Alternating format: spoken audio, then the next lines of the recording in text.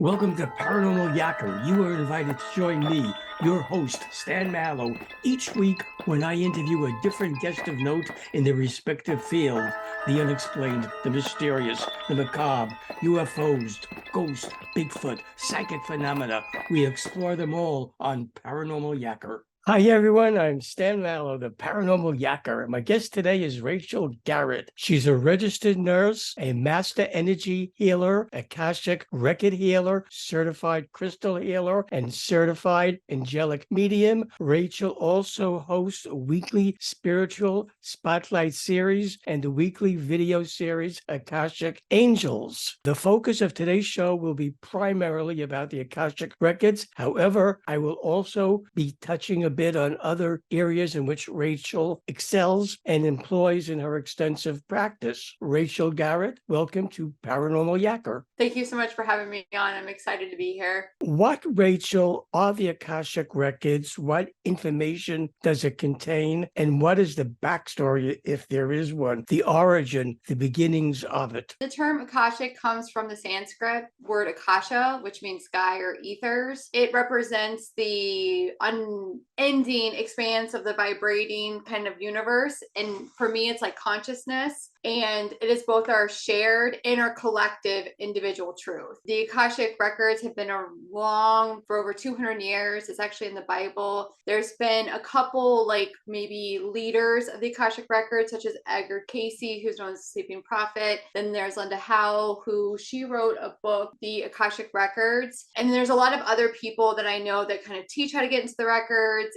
And I do feel like right now, the lords of the records are really kind of putting out beacons of light for a lot of people to kind of, because everybody can read the records. Like it's not some out there thing that, oh, only you can access it. No, everybody can access it. It's just a matter of taking some time, maybe getting a book or taking a course and really kind of tapping into it. I liken the book of records to the book of life. Anything that has been, anything that currently is, anything that will be, can be found in the Akashic records. I gather from what you just said that everyone has an Akashic record. Number one, I believe that we're all souls that are currently residing in a human and that we're having a human experience. It's our soul's book of records. So it doesn't matter how many times we've incarnated onto the planet, that Akashic records will follow us from lifetimes and it will also follow us into the future. So if I was a male 400 years ago, I can still tap into that Akashic record of back then. In what ways, Rachel, would someone benefit by having the knowledge of what's in their Akashic records? What can really benefit somebody who maybe is looking for an Akashic record reading or maybe just wants to learn how to open up their own records? One, I think it's really good for limiting beliefs. So what is holding you back in this current lifetime? What is kind of circling around? Like maybe there's like limiting belief of, I'm not worthy of love. I'm not worthy of this. I think the Akashic records are great for that. They're also great for clarity and they're really great for purpose. The reason why I wanted to learn how to read the records was one, I kind of wanted to couple it with my energy healing practices. And two, what's the question we always ask ourselves? What is my purpose? Why am I here? What's the meaning of life? All of that can be answered in the Akashic records. And also things such as, why am I triggered by this? Why am I upset about this? Why do I have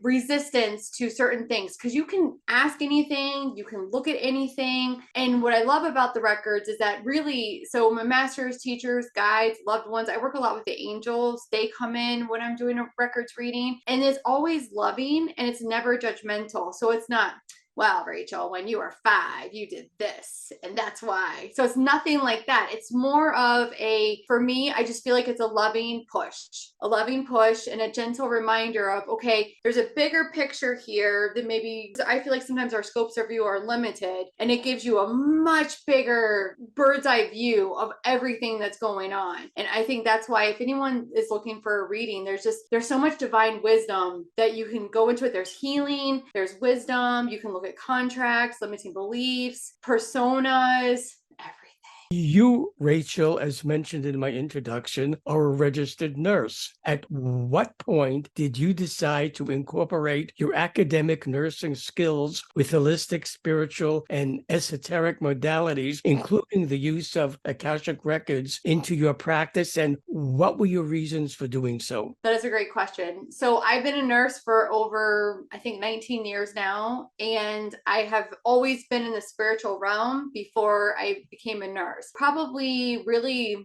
propelled more into healing about maybe 10 years ago. So definitely I've been a nurse longer than I've done spiritual healing work. And I just feel like it partners so well together. I can bring in the logical side of, maybe your kidneys, or you have a rash, or you have this. And so I have like a logical explanation of what's going on. But then you look at the spiritual aspect of it. Well, your thoughts create your reality. And what thoughts maybe did you have that kind of brought up that rash? Well, we still have to heal the rash. So I may have to say, okay, you need a topical hydrocortisone. But then we also need to work on some of those beliefs and kind of to release it. For me, being a nurse, I understand things more. I think I may not be as understanding of, we're multidimensional beings. I believe in, different dimensions and all of this stuff. And I don't know if I would believe that if I wasn't a nurse, which maybe sounds kind of contradictory, but I think I needed to have that logical side of my brain really tapped into. And then I was able to open up to my whole spiritual side. How, Rachel, do you go about tapping into the Akashic Records of someone, and how did you learn it? Was it through meditation, connecting with a spirit guide, reading ancient texts, or was it gained from another source? It was actually from another source. I have taken a couple courses now to become certified. I originally, I took Amy Robinson. She has a online course that she does live calls and things like that. And it was a pretty intense course. I want to say it was over 6 months. That was the first level. I actually went on to the healer level because, like I said, I pulled through a lot of energy. I'm definitely very energy sensitive. So I wanted to know, like, okay, well, if your heart chakra is blocked, well, what can I pull in a healing rather than just saying, all right, well, this is what's going on, Stan. This is what I see. But I do want to say this. Anyone, honestly, Linda Howe, I'm looking over my bookshelf. Linda Howe has a great book, How to Read the Akashic Records. I definitely recommend. I've interviewed a couple people that's how they've learned, and they've taken some of her courses. She's got what's called a pathway prayer, and it's really just going into a meditative state. It's reading the prayer, and then it's open up the records. So like I said, I don't think you need to take some big, major, fancy course. You definitely can just read a book and learn how to read the records.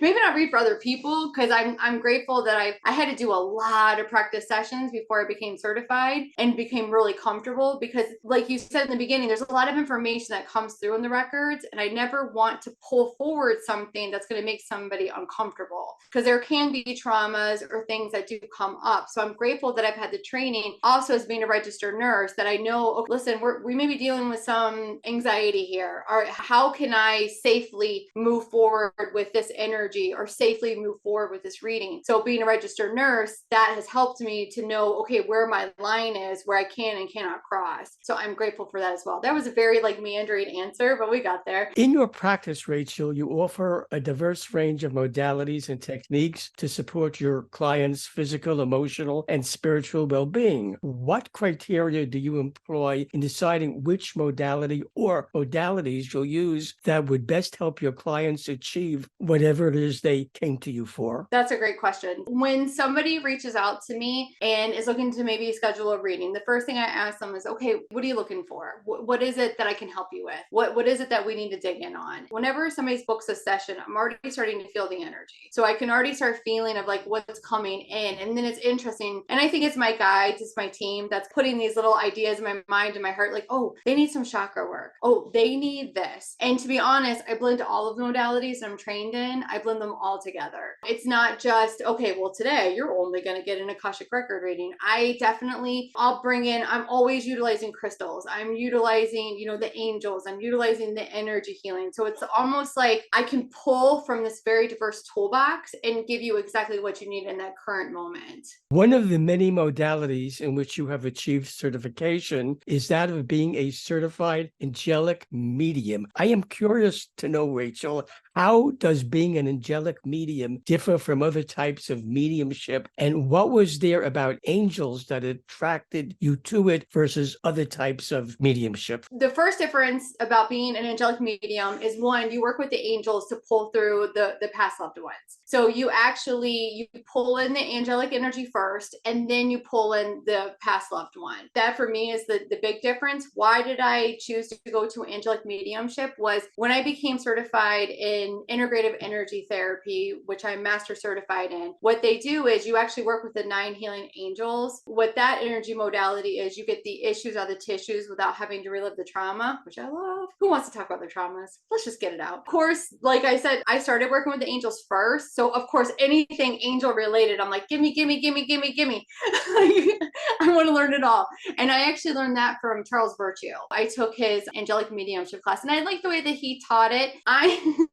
I know this is going to sound really silly. I'm a bit of a scaredy cat when it comes to like certain things. So I'm like, I want to bring in some more protection. So when I'm bringing in a past loved one or somebody, you don't know quite what the energy is going to be or anything like that. So I want as much protection. So I'm bringing in my angels to work on that session. What you do, Rachel, employing various types of modalities, incorporating the scientific, holistic, and spiritual, seems to me where the future of healing should be headed. Have you found the established medical community embracing that approach to healing, or is there still a lot of reluctance to go in that direction? That is a great question. My day job is I actually run a doctor's office. We are a pediatric and internal medicine office, so we see all ages. And it's interesting to see some of the providers are very open to holistic healing, and they're very open to Akashic Records and this and that. Like they've actually like had sessions with me. Some not so much, and they may not get there, but I'll tell you, a lot of patients definitely like, hey, I want to do acupuncture. I want to go to a holistic healer. I want to do this. Whether the providers like it or not, the patients are going to drive where medicine is going to go. So it's not the doctor saying, well, you need to do what I tell you, because I'm telling you now, the patients are going to do what they want to do now. It's no longer the, well, my doctor said attitude anymore. And I think it's because we have so much access to the internet. We have access to a whole different modalities. And a lot of people aren't as just take a medication and it fixes the symptom. Like we need to get down to the root cause of what's going on. There's a mental, but there's a physical, but there's also a spiritual component that also needs to be addressed. I agree with you. I do feel like this is where medicine is going. There may be some providers that are going to get left behind, but there's definitely going to be a lot of providers that are going to be accepting of what's to come. To your knowledge, Rachel, I'm not sure if you know this or not, but in the medical schools today, even as an elective or whatever, are they touching on this, or they're still pretty much staying away from it? I think there is limited study with it, because like if I bring up something like Reiki is a very common energy modality. I don't feel like there's a lot of exposure. But then I want to say this too. When I went through nursing school, I didn't have a lot of exposure just as a nurse to what I could do. All I was told was you can work in a nursing home or you can work in a hospital. I never knew I could work in, assisted living, which I did for a lot of years. I used to run an assisted living. I had no idea. So I feel like education itself also needs to expand. And I would hope that people that are interested in becoming like a doctor or a physician assistant or a nurse practitioner looks at holistic healing and is like, okay, well, let me look at maybe some other healing modalities, because you need to have an arsenal in your toolbox. It can't just be, well, here's your Advil because you have this. That can't just be the answer anymore. It's the same thing with big pharma. There's a medication shortage. There's a lot of medications that people cannot get. And then here I am, I'm thinking, well, what kind of work can they do so they don't have to take those medications? Because then it's like, I don't ever want to have to take medications. Heaven forbid, I can't get my medication. Like that to me is scary. Should viewers of Paranormal Yakker want to learn more about the various services you offer and find out about the Spiritual Spotlight series and Akashic Angels video series you host, how can they do that? The best way would be to either you can go on to any of the podcast hosts and just look up Spiritual Spotlight series, and that will come up. That's actually now a 2-time-a-week show, and I interview a lot of people, and Stan's going to be a guest that's coming up, and I'm excited. And then the other thing is going to be AkashicAngels.com. That's my website, and you can check out what all I have to offer there. Rachel Garrett, I thank you for being my guest on Paranormal Yacker and sharing with my audience your extensive knowledge of Akashic Records. Thank you. Thank you so much. Thank you so much for having me. Hi, everyone. This is Stan Mallow, the Paranormal Yacker. I hope you enjoyed the interview you just watched. To be sure you're amongst the first to receive new interviews when they're released and to have access to previous ones, subscribe to my free YouTube channel. To do that, all you have to do is press the subscribe button on your screen.